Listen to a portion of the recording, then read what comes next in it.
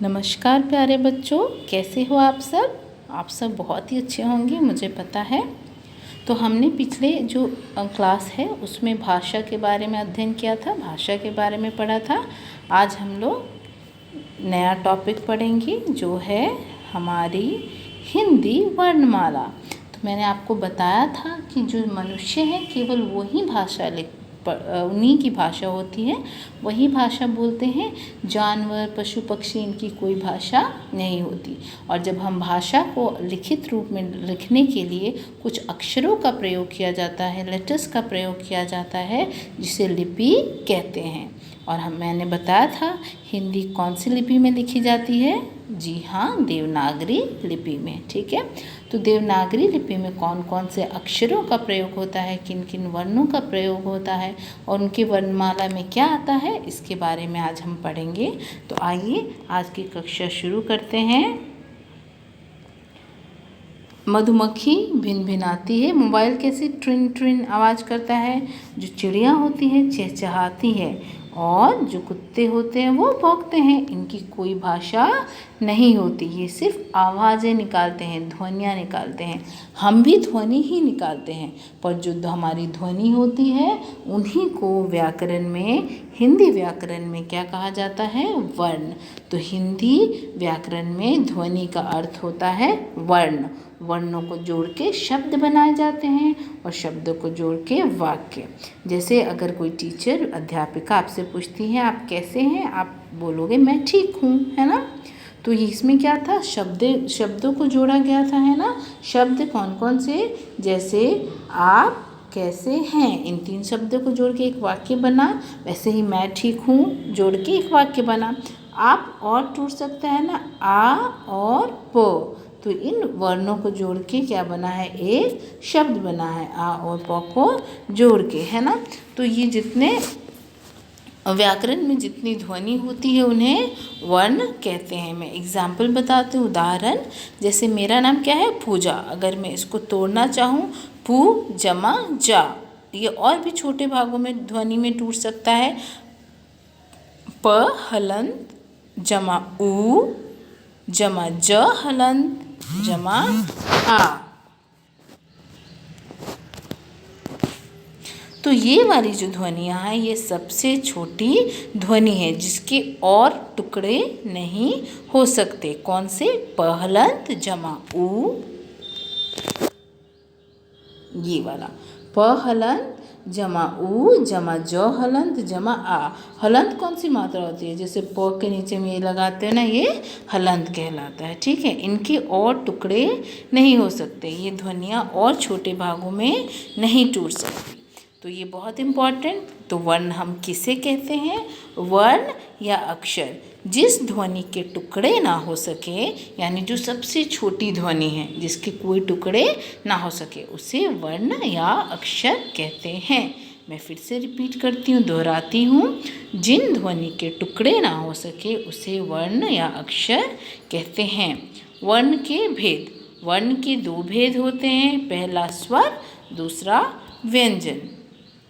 हिंदी में 11 स्वर होते हैं। ठीक है, कौन कौन से, अ आ इ ई उ ऊ री ए उ औ, ये 11 हिंदी में स्वर होते हैं। और हिंदी में कितने व्यंजन होते हैं, 33, मतलब 33 व्यंजन होते हैं। कौन कौन से, क ख ग घ अंग च छ ज झ य। तो ये जो क ख ग घ अंग है वो किस वर्ग के कहलाते हैं, क वर्ग। इसका जो पहला वाला वर्ण है, इससे इस वर्ग का नाम पड़ता है क वर्ग। तो क वर्ग में 5 वर्ण आते हैं, कौन कौन से, क ख ग घ अंग। इसी तरह दूसरा वर्ग कौन सा है, च वर्ग। च वर्ग में कौन सा आएगा, च छ ज झ य। तीसरा कौन सा है, ट वर्ग। ट में कौन सा आएगा, ट ठ ड ढ न अण, सॉरी। चौथा है त वर्ग। त वर्ग में कौन कौन सा आएगा, त थ द ध न। और 5वां है प वर्ग। प में आएगा प फ ब भ म। और फिर य र ल व श स स ह। ठीक है, स्वर और व्यंजन है, यही मिला के हिंदी वर्णमाला बनाते हैं। और वर्णमाला में जो सारे वर्ण हैं वो एक निश्चित क्रम में लिखे होते हैं। जैसे मैंने आपको बताया ना, अ आ ई, तो ये प्रॉपर क्रम है कि अ के बाद आ के बाद ई, फिर ई, ऐसे आता है। जैसे क के बाद ख, ख के बाद ग, क वर्ग के बाद च वर्ग, च वर्ग के बाद ट वर्ग, ट वर्ग के बाद त वर्ग, त वर्ग के बाद प वर्ग। तो ये एक प्रॉपर क्रम है, एक क्रम है जिसमें सारे वर्ण लिखे जाते हैं इसी निश्चित क्रम में अपनी हिंदी के वर्णमाला में। अब इसके अलावा 4 संयुक्त व्यंजन भी है। संयुक्त मतलब जोड़, तो संयुक्त व्यंजन 2 व्यंजनों की जोड़ से बना होता है। ये 4 कौन कौन से हैं? छ से क्षत्रिय, त्रिशूल, ज्ञानी और श्रमिक वाला। तो जो छ है वो किन 2 व्यंजनों की मेल से बना है? क हलंत श, त्र बना है त हलंत जोड़ र, ज्ञ बना है ज हलंत जोड़ यो, और श्र बना है स हलंत जोड़ र। इन 2 व्यंजनों की मेल से ये चारों व्यंजन संयुक्त व्यंजन बने हैं। छ क हलंत जमा श, त्र त हलंत जमा र, ज्ञ ज हलंत जमा य, और श्र स हलंत जमा र।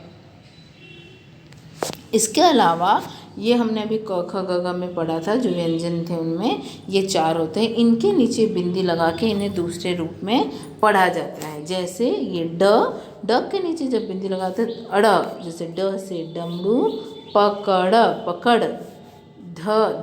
ढोलक, ध से ढोलक, ये ढ पढ़, ढ इसको ऐसे पढ़ते हैं ढ, तो ढोलक पढ़, जल जमीन, फ, फिर से सुनो, फ, ठीक है। तो फ के नीचे जब बिंदी लगाते हैं तो ये फ हो जाता है, ठीक है। तो जैसे फ से फल और फ से फिल्म। इनके अलावा ये अयोगवा हैं। अयोगवा कौन कौन से? अंग और अह। अंग को अनुस्वार और अह को विसर्ग कहते हैं। अंग से कौन कौन से शब्द होते हैं जो बताओ? जैसे बंदर, और क्या होता है? संतरा,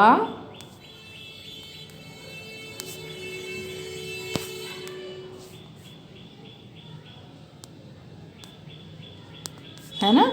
तो ये अंग की मात्रा है जिसे अनुस्वार कहा जाता है। दूसरा आता है विसर्ग, जिसको हम ऐसे बिंदी लगा के लिखते हैं वर्णों के आगे, और उसका साउंड आता है, उसकी ध्वनि होती है आह।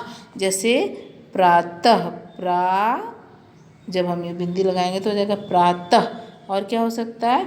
और हो सकता है नमः, ठीक है।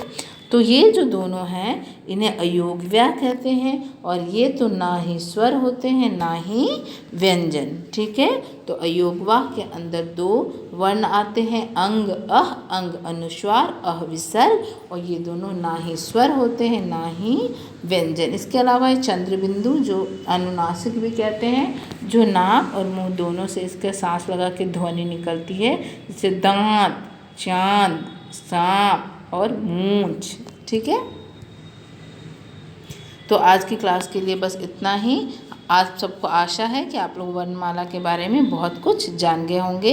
एक और बात जो मैं बताना भूल गई, हिंदी वर्णमाला में कुल 52 वर्ण होते हैं। जैसे इंग्लिश अल्फ़ाबेट्स में 26 लेटर्स होते हैं, वैसे ही हिंदी वर्णमाला में जो अक्षर है, वर्णों की संख्या है, वो कुल है 52। ये आप सभी याद रखेंगे। धन्यवाद। आप सभी का दिन मंगलमय हो।